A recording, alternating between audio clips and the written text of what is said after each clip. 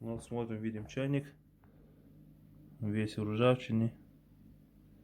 Железо плюс кальций.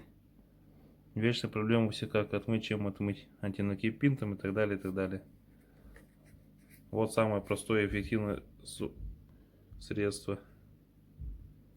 В состав входит ортофосфорная кислота. То есть неважно какое название. Вот нейтрализатор ржавчины, кто производитель, неважно. Вот ортофосфорная кислота.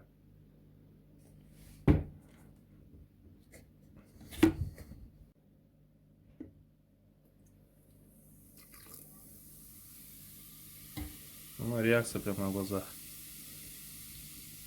Разбавляем с водой, добавляем воды, кипятим, ждем, пока все это растворится.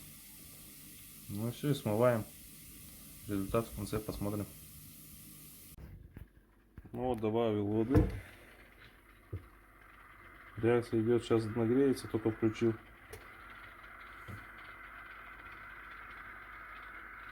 Чайнику ничего не бывает. Постоянно этим пользуюсь, все нормально. Стоит в магазине рублей 40-45. Бутылочки хватает на несколько раз. В зависимости от налета. Почему-то многие об этом не знают. Кому знакомый поговорю, никто не знает. Вообще отлично разъедается. Ну вот, почти закипело, видно. Все шипит, бурлит. Ну вот видим, что получилось. Видно, налета нету. Вот там вот такая муть, если заболтуть.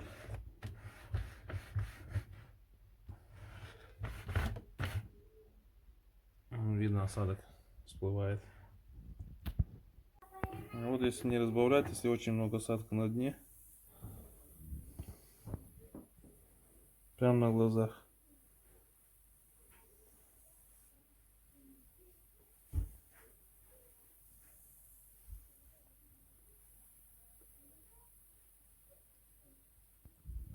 Все, после промывки споласкиваем все, кипятим, сливаем и пользуемся.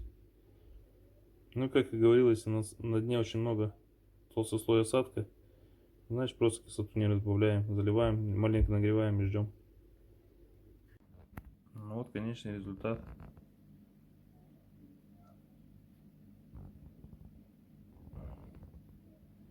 Чайнику больше года. Так, ну и к слову, ортофосфорная кислота входит в пищевую промышленность, особенно в кока-колу добавляют. Так что является пищевой.